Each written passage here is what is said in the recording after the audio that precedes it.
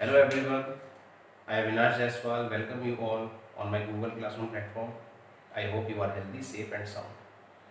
तो बच्चों, जैसे कि आप जानते हैं, काफ़ी समय से ऑफलाइन क्लासेस नहीं हो पा रही हैं और काफ़ी समय से ही मैं आपको ऑनलाइन में यूट्यूब के माध्यम से कुछ ना कुछ इन्फॉर्मेशन पढ़ाई से रिलेटेड, कंपटीशन से रिलेटेड प्रोवाइड करा रहा हूँ।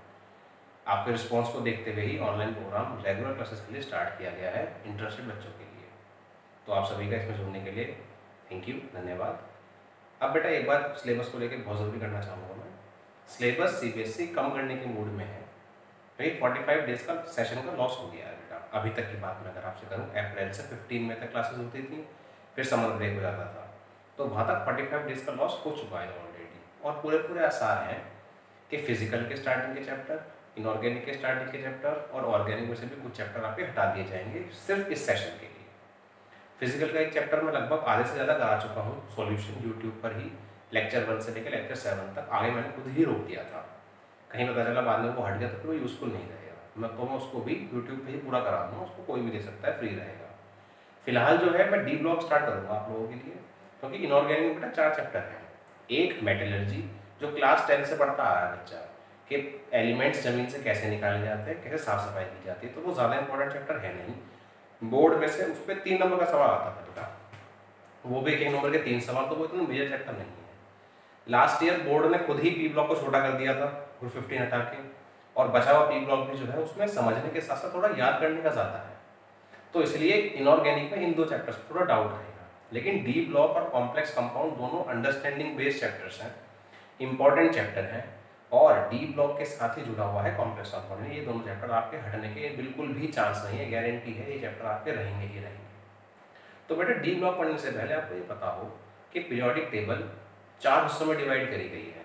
पढ़ा हुआ आपने क्लास 11 में, क्या क्या था बेटा बताइए? S block, P block, D block and F block. कैसे किया गया था? आफ्बाउ प्रिंसिपल के बेस पे। तो आज मैं कहानी आफ्बाउ प्रिंसिपल से ही स्टार्ट करूंगा और थोड़ा उसके पीछे से। हमें क्लास 9th और 10th में इलेक्ट्रॉन्स के डिस्ट्रीब्यूशन में समझाया गया था कि LMN शेल में आप इलेक्ट्रॉन को डिस्ट्रीब्यूट कर दीजिए, और उसमें 2, 8, 18, 32 इस प्रकार से इलेक्ट्रॉन्स आते हैं।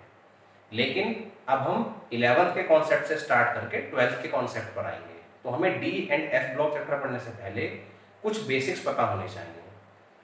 जो बच्चे पढ़ चुके हैं 11th में मेरे से, उनको ये बेसिक्स पता होंगे। जो नहीं पढ़े हैं शायद उनको भी पता हो। जिसको पता है बहुत अच्छी बात है, जिसको नहीं पता है वो क्लास में आज पूरा ध्यान देगा और पूरी तरीके से बेस मजबूत होगा, तभी आगे की कहानी भी आपके लिए सरल रहेगी और आसान रहेगी। देखिए बेटा क्या कहानी है। पीरियोडिक टेबल को 4 हिस्सों में डिवाइड किया गया है, S, P, D and F.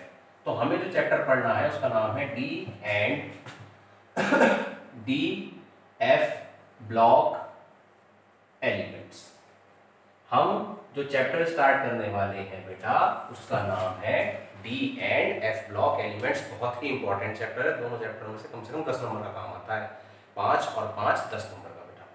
5 D and F में से और 5 का ही कॉम्प्लेक्स कंपाउंड में से।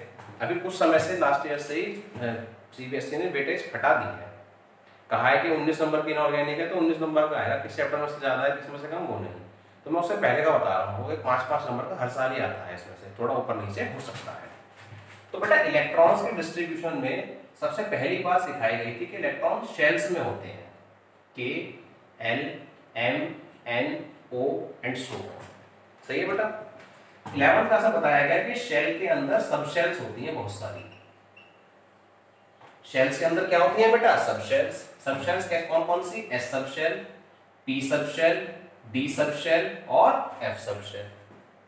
अब सब शेल के अंदर होते हैं बेटा ऑर्बिटल।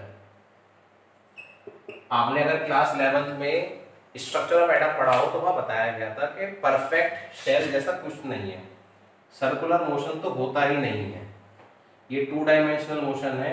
एक्चुअल में मोशन कैसा है बेटा? 3 डायमेंशनल। तो ऑर्बिट जो है वो कॉन्सेप्ट नहीं है। सही कॉन्सेप्ट क्या है बेटा? ऑर्बिटल। हम उसमें डिटेल में नहीं जाएंगे। तो जो शेल आपको सिखाई जाती है वो समझाने के लिए है एनर्जी लेवल। एक्चुअल में तो इलेक्ट्रॉन्स ऑर्बिट में ना होके ऑर्बिटल में है, ये बताया था हमें हीजनबर्ग के अनसर्टेनिटी प्रिंसिपल में। तो बेटा शेल के अंदर सब शेल के अंदर ऑर्बिटल और ऑर्बिटल के अंदर होते हैं बेटा इलेक्ट्रॉन्स। देखिए कितने बढ़िया बात है। अब एक शेल है s, उसमें है बेटा एक ऑर्बिटल, सबसे छोटी सब शेल है। p थोड़ी बड़ी है, 3 ऑर्बिटल। d और बड़ी है बेटा, तो उसमें हुए 5 ऑर्बिटल। और f और बड़ी, जिसके अंदर है बेटा 7 ऑर्बिटल। हर एक ऑर्बिटल के अंदर बेटा 2 इलेक्ट्रॉन्स आएंगे विद ऑपोजिट स्पिन, एक ऐसे और एक ऐसे। कई बुक्स में इसको इस तरह से भी रिप्रेजेंट कर दिया जाता है, तो कोई दिक्कत की बात नहीं है।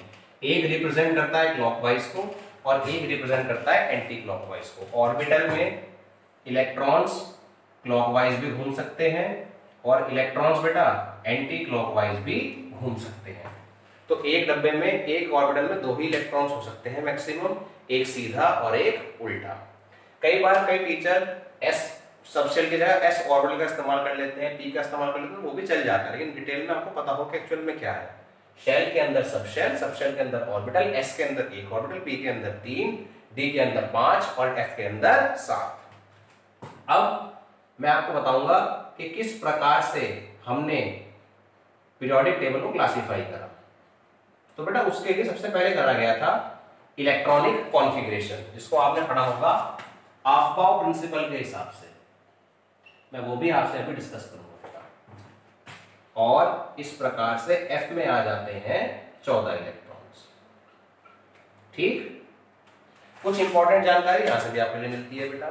S में आते हैं 2 इलेक्ट्रॉन, ठीक है, तो S से बना S ब्लॉक एलिमेंट्स, तो उसमें ग्रुप भी केवल 2 ही है, ग्रुप 1 और ग्रुप 2। P में आते हैं 6 इलेक्ट्रॉन्स, तो P में ग्रुप भी 6 है बेटा, ग्रुप 13 से लेके ग्रुप 18 तक। ये सब 11th क्लास की जानकारी है, पता है, अच्छी बात है, नहीं तो चल रहा है काम। D में आते हैं बेटा 10 इलेक्ट्रॉन, तो ग्रुप भी 10 है, 3 से लेके 12 तक। और F में आते हैं बेटा 14 इलेक्ट्रॉन्स, और F बिलोंग करता है ग्रुप 3 से। एक्सेप्शनली सी प्रॉपर्टीज मैच नहीं करती, तो इसको अलग रख दिया गया है। पीरियोडिक टेबल में सबसे नीचे रखा गया है लेंथेनॉइड्स और एक्टिनॉइड्स कहलाते हैं। अब इलेक्ट्रॉनिक कॉन्फ़िगरेशन करते वक्त मॉडर्न तरीके से, यानी कि ऑफबाउ प्रिंसिपल का इस्तेमाल करते हुए, अगर आखिरी का इलेक्ट्रॉन D में गया तो D ब्लॉक, F में गया तो F ब्लॉक, P में गया तो P ब्लॉक और S में गया तो S ब्लॉक। हीलियम को छोड़कर और कोई एक्सेप्शन नहीं है। हीलियम का इलेक्ट्रॉन S में है लेकिन रखा P ब्लॉक में गया है, क्योंकि वो ग्रुप 18 से प्रॉपर्टीज सिमिलर दिखाता है। अब बेटा अगर इलेक्ट्रॉन्स का डिस्ट्रीब्यूशन समझ में आ जाए, तब ये तो समझ में आया कि डी एंड एफ ब्लॉक कैसा है, कैसे आया। तो अब हमें सीखना होगा कि ऑफबाउ प्रिंसिपल क्या कहता है। कुछ बच्चों को ये आसानी से आता होगा, उनको लग भी रहा होगा काम आसान है। तो मैं पहले कह रहा हूँ, ये बेसिक क्लास है, जिसने 11th में नहीं पढ़ा है और जितने 11th की जानकारी इस्तेमाल होनी है पहले वो बतानी है। हर बार आता है, बहुत अच्छी बात है, हल्के में ना लें, कुछ ना कुछ नया सीखने को मिलेगा। आज का काम आपके इस चैप्टर में मान के चलिए कम से कम 70% तक यूज होगा, क्योंकि इलेक्ट्रॉनिक कॉन्फ़िगरेशन पे ही ये पूरा चैप्टर चलने वाला है। इलेक्ट्रॉन निकलना, इलेक्ट्रॉन निकालना, पूरे में यही गेम चलेगा। अब हम देखते हैं ऑफबाउ प्रिंसिपल क्या कहता है। ये बात आपको ध्यान होगी अब कि S में है 2 इलेक्ट्रॉन, P में है 6, D में है 10 और F में कितने हैं बेटा 14। S में 2 इलेक्ट्रॉन, P में 6 इलेक्ट्रॉन, D में 10 इलेक्ट्रॉन और F में 14 इलेक्ट्रॉन। इलेक्ट्रॉनिक कॉन्फ़िगरेशन से पहले एक छोटी सी बात आप बताओ बेटा, जिसको हम कहते थे हुंस रूल। ये कहता है in case of degenerate orbitals,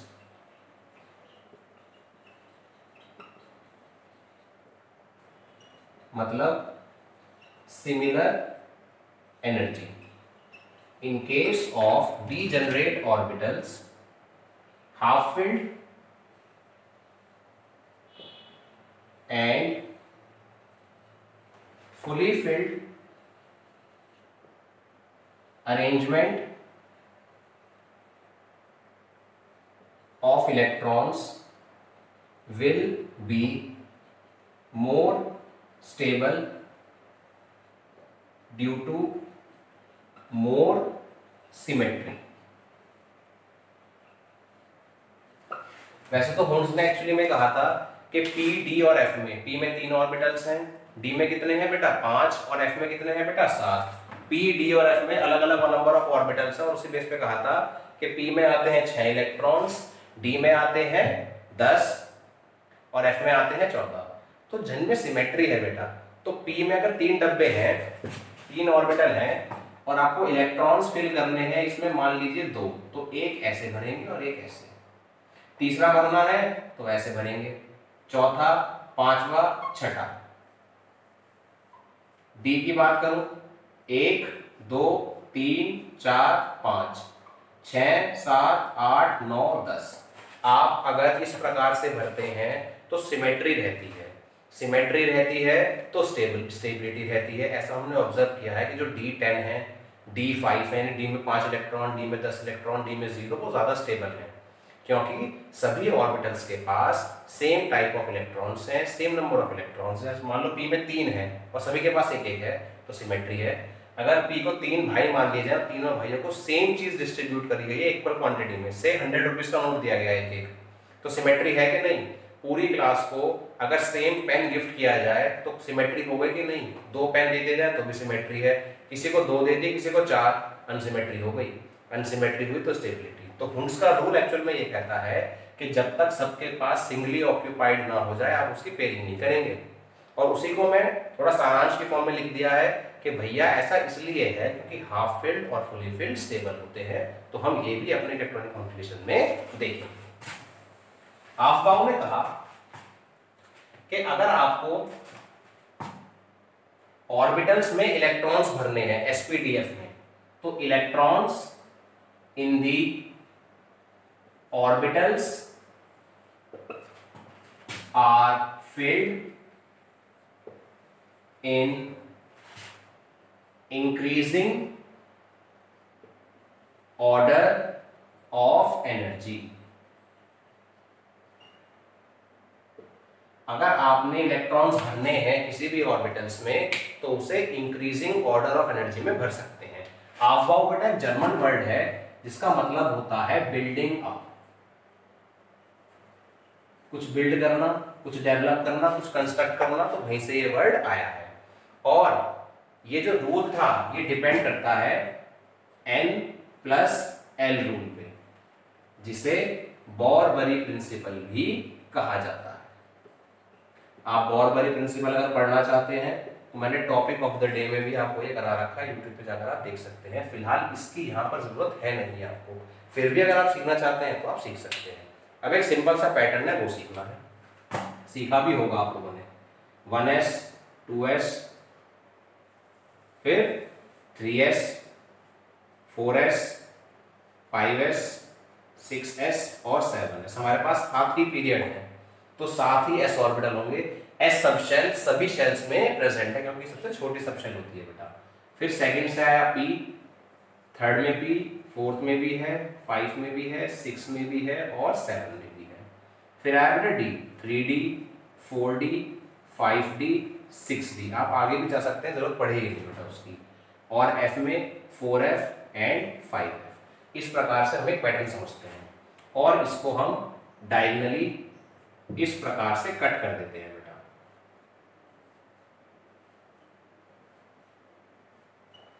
अब आप एज्यूम करना है कि आप इस तरफ से आ रहे हैं तो पहले क्या आएगा बेटा 1s, फिर क्या आएगा बेटा 2s, फिर 2p, उसके बाद 3s, उसके बाद 3p, उसके बाद 4s, उसके बाद बेटा 3d, उसके बाद 4p and so on.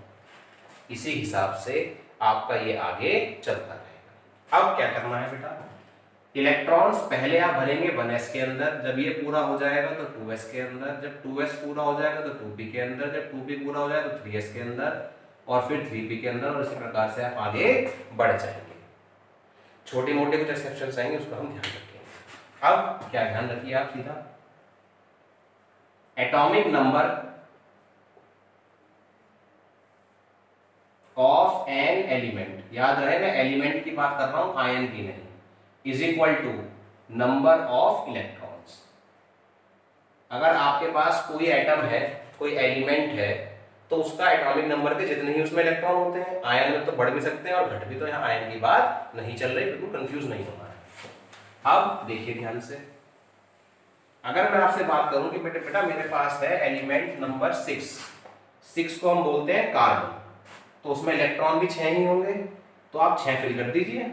S में आते हैं 2, 2s में भी 2 ही आएंगे, कोई सा भी s ले आओ 2 इलेक्ट्रॉन आएंगे, कोई सा भी p ले आओ 6 इलेक्ट्रॉन आएंगे, कोई सा भी d ले आओ 10, कोई सा भी f ले आओ 14 इलेक्ट्रॉन, उससे ज्यादा उससे कम नहीं आएंगे। आप s के अंदर 2 से ज्यादा डाल सकते हैं, कम हो सकते हैं, p में 6 से ऊपर नहीं आएंगे, कम हो सकते हैं, d में 10 से ऊपर नहीं आएंगे, कम हो सकते हैं, f में 14 से ऊपर नहीं आएंगे, कम हो सकते हैं, लेकिन भाई मैक्सिमम लिमिट है ना, मैक्सिमम से कम तो हो ही सकता है।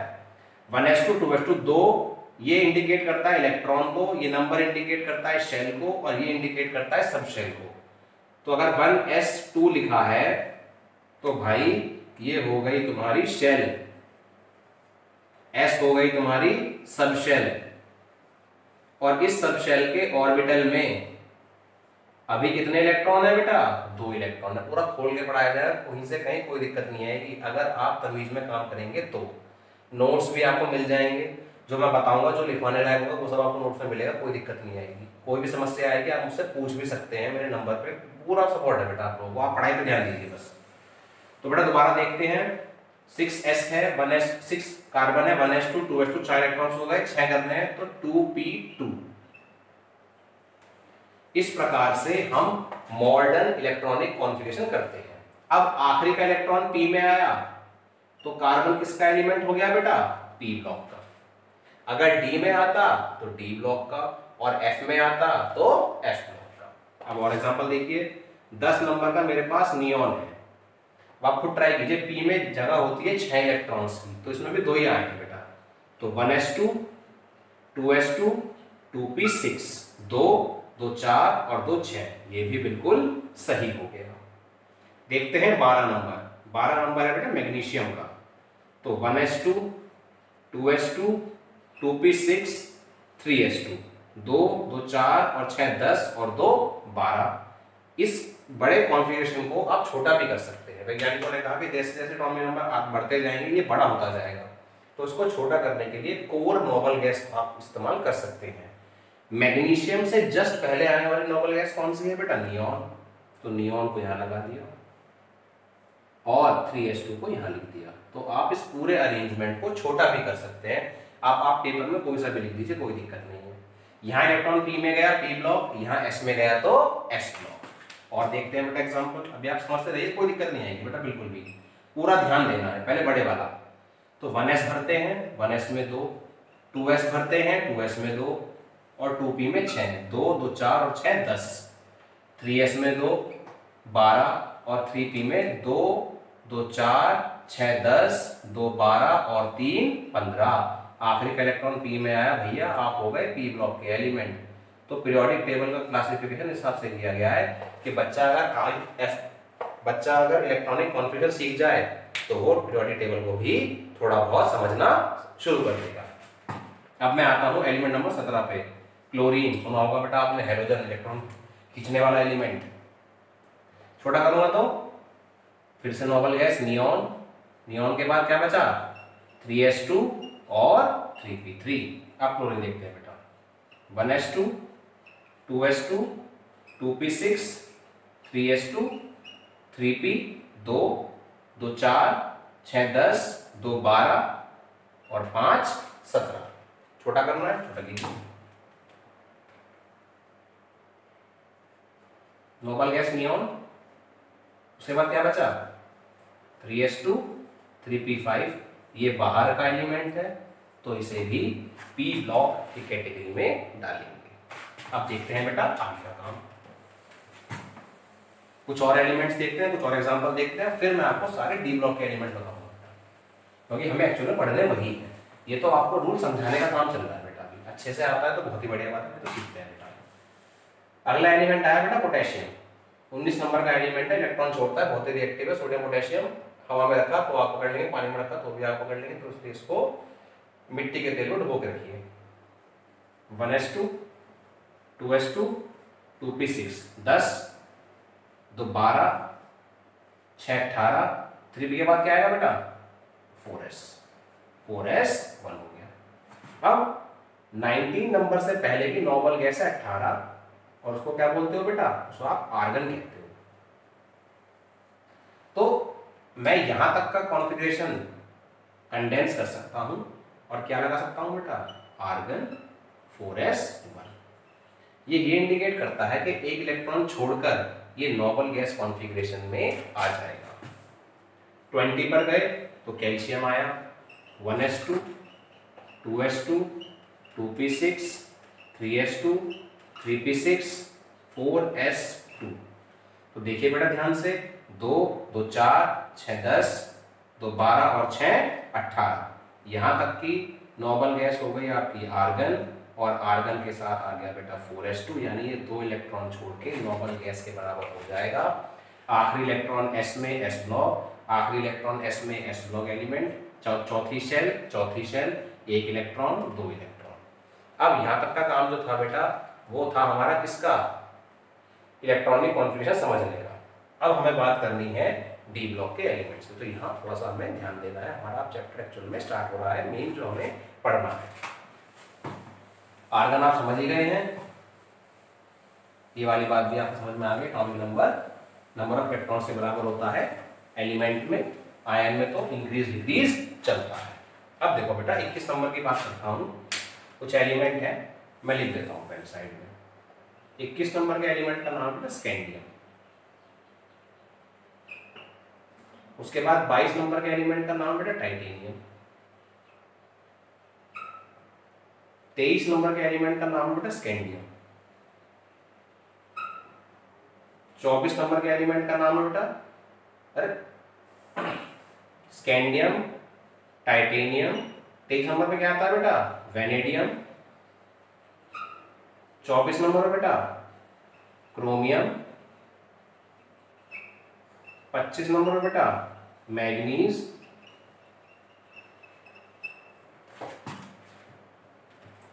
26 नंबर पे आएगा बेटा आयरन। 27 पे बेटा कोबाल्ट। 28 पे बेटा निकेल। 29 पे बेटा कॉपर, और 30 नंबर पे आएगा बेटा जिंक। आपको इन्हीं एलिमेंट्स के बारे में पहले सीखना है।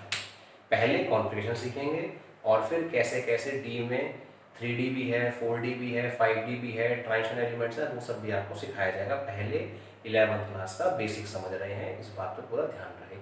चैप्टर के हम स्टार्टिंग से पहले उसका बेसिक समझ रहे हैं, जो 11th क्लास का पता होना चाहिए था वो सीख जाएंगे। फिर चैप्टर को हम पूरे तरीके से जोर शोर से स्टार्ट करेंगे। स्कैंडियम का सिंबल Sc, टाइटेनियम का सिंबल Ti, वेनेडियम का सिंबल V, क्रोमियम का सिंबल Cr, मैग्नीज का सिंबल Mn, आयरन का सिंबल Fe, कोबाल्ट का सिंबल Co, निकेल का सिंबल Ni, और भैया कॉपर का सिंबल Cu। ये आपने नोट कर ही लिया होगा, मैं इसको बेटा रहा हूँ बेटा।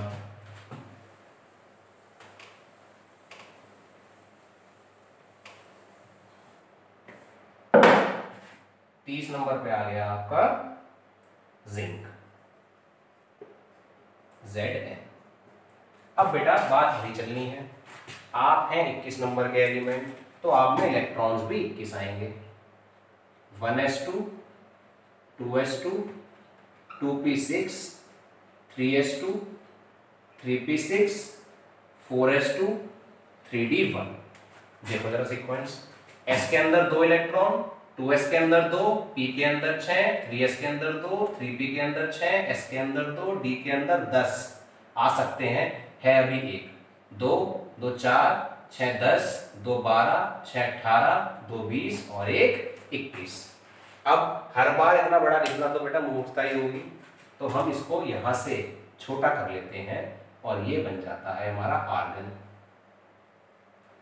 4s2, 3d1। अब यहां आपको एक बात समझनी है बेटा कि 4 पहले आ गया और 3 बाद में आ रहा है, तो इसलिए कई बुक्स में आपको ये ऐसे लिखा हुआ मिलेगा, आर्गन 3d1 4s2, जो कि इस बात को दर्शाता है कि चौथी शेल बाद में आती है, बस। तो वो भी गलत नहीं है। आपको क्लैरिटी आ जाए, बस आप ये ध्यान रखिए कि जब इलेक्ट्रॉन निकालने की बात आएगी तो पहला इलेक्ट्रॉन बेटा चौथी शेल में से निकाला जाएगा, और उसी को निकालने की वजह से ही ये आपको इस तरीके से भी लिखा हुआ मिल जाता है। अगर अफवाहों के पैटर्न पे चलोगे, अगर एनर्जी के पैटर्न पे चलोगे बेटा, तो सीक्वेंस यही बनकर आता है। लेकिन हम जब इलेक्ट्रॉन भरते हैं तो पहला, दूसरा, तीसरा, चौथा ऐसे भरते हैं, और जब निकालते हैं तो चौथे में से, फिर तीसरे में से, फिर दूसरे में से, और फिर पहले में से। तो आप इस तरीके से लिखकर अपने कंफ्यूजन को हमेशा ऐसे में कन्वर्ट कर दीजिए, क्योंकि बाहर इलेक्ट्रॉन निकालने में आपको इससे आसानी होगी। बात समझ में आ रही है? क्यों? क्योंकि हमेशा ज्यादा वाले में से इलेक्ट्रॉन निकाला जाता है। अब मैं इसी शॉर्ट फॉर्म से ये सारे आपके अरेंज करूंगा, देखिए ध्यान से।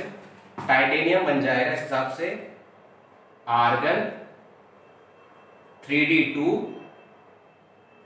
4s2, डी में 1 था, डी में 2 कर दिए।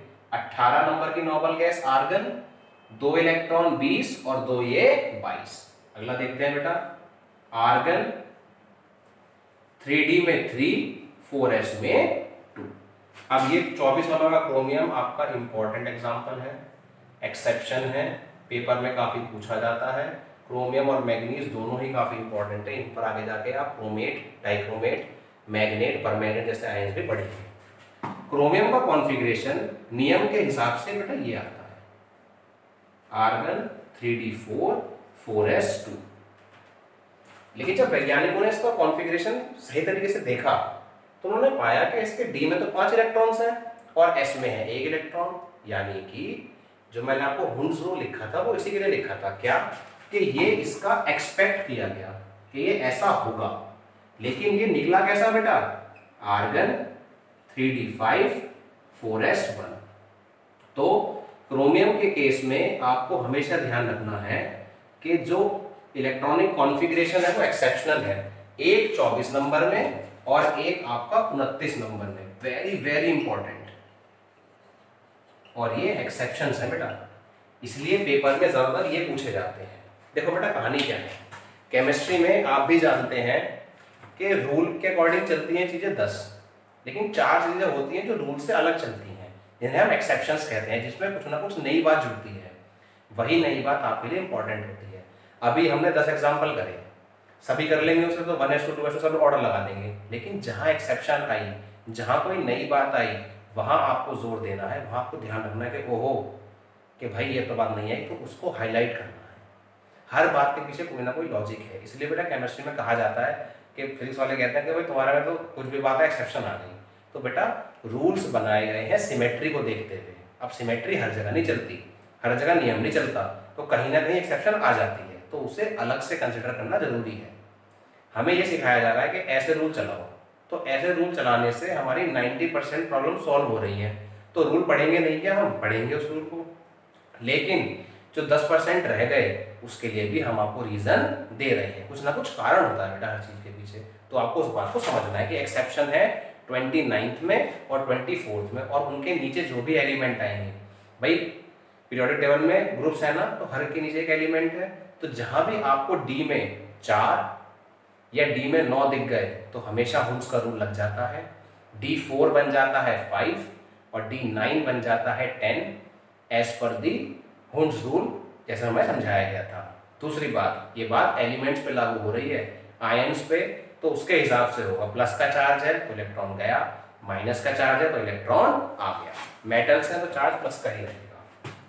Mn देखो बेटा, 25 नंबर का एलिमेंट है आर्गन 3d5 4s2, 18 2 20 और 5 25।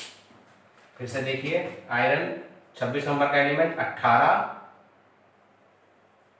और 6 24 और 2 26।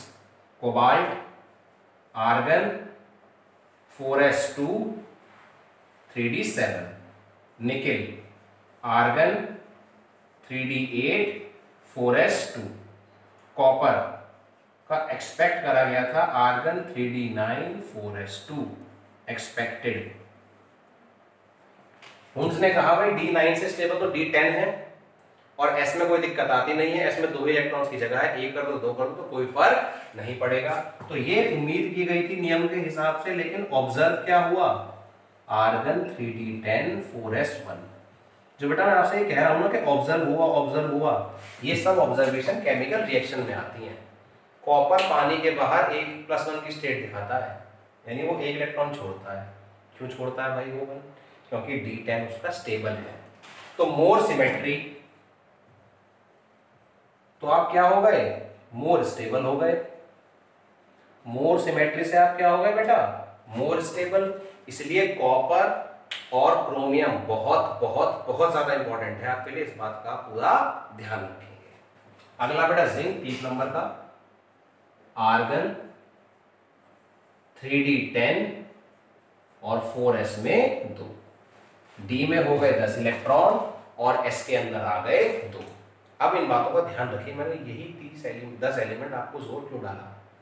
हमारा जो चैप्टर है वो पहली ट्रांजिशन सीरीज के बारे में बात करता है डिटेल में, बाकी जो सीरीज है वो कंपैरेटिव चलती हैं कि भाई पहली में ऐसा हुआ तो दूसरी में कैसा होगा, तो पहली से ही बात सारी बननी है। तो हमें इलेक्ट्रॉनिक कॉन्फ़िगरेशन जो पेपर में आएंगे, जो पूछे जाएंगे, वो मेनली डी ब्लॉक में से 21 से लेके 30 तक के एलिमेंट्स के ही होते हैं। कुछ एक आधा और पूछ लेते हैं आपसे, बाकी बहुत सारे आपसे नहीं पूछे जाते। अब बात जो पकड़ने की है, आपका रूल क्या कहता है, समझ लिया कि भाई इंक्रीजिंग ऑर्डर में भरते हैं। तो क्लास 10 वाली बात है KLMN, क्लास 10 में थोड़ा कम बताया गया था क्योंकि वहाँ पर इतना खोल पाना आपके लिए पॉसिबल नहीं था। लेकिन अब क्या करा गया है बेटा, अब पूरा एक्सपेंड कर दिया गया है कि शेल के अंदर सब शेल है, सब शेल के अंदर ऑर्बिटल है, और बेटा ऑर्बिटल के अंदर क्या है बेटा, इलेक्ट्रॉन्स है। कैसे भरना है, इस रूल के हिसाब से। ये रूल क्या है कि जिसका n+l ज़्यादा उसकी एनर्जी ज़्यादा, जिसका n+l कम उसकी एनर्जी कम। डिटेल में पढ़ना है तो मेरा लेक्चर है n+l रूल के ऊपर, बॉलबरी प्रिंसिपल के ऊपर, टॉपिक ऑफ द डे में प्लेलिस्ट में जाइए, देखिए और आराम से आप वहाँ से इसको पढ़ सकते हैं। कोई दिक्कत है पूछ लीजिए बेटा, मैं आपके लिए हमेशा तैयार हूँ, हर तरह का सपोर्ट आपको मिलेगा।